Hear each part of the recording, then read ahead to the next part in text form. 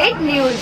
चाळीसगाव शहरालगत असलेल्या खडकी बुद्रुक शिवारातील MIDC मधील कापूस गोदामाला बुधवारी पहाटे लागलेल्या भीषण आगीत सुमारे 15,89,78,017 रुपये किमतीच्या 6,300 कापसाच्या गाठी जळून खाक झाल्याचं समोर आलंय।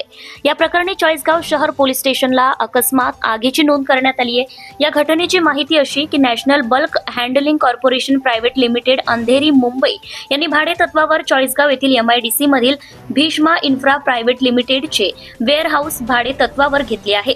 या वेअरहाऊस मध्ये DG grain solution private limited यांच्या 2,700 कापूस गाठी किंमत 6,98,98,440 रुपये, वंश ट्रेडिंग कंपनी यांच्या 2,200 कापूस गाठी किंमत 5,53,49,811 रुपये व यश एंटरप्राइजेस यांचे 1,400 कापूस गाठी किंमत 3,53,29,29,000 रुपये 766 असा एकूण 15,89,78,017 रुपये किमतीच्या 6,300 गाठी बुधवारी 23 जुलै रोजी पहाटे 3 वाजेच्या सुमारास लागलेल्या आगीत जळून खाक झाल्या आहेत।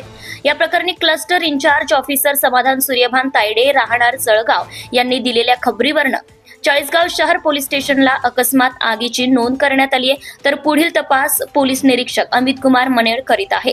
ब्युरो रिपोर्ट मुराद पटेल, चाळीसगाव।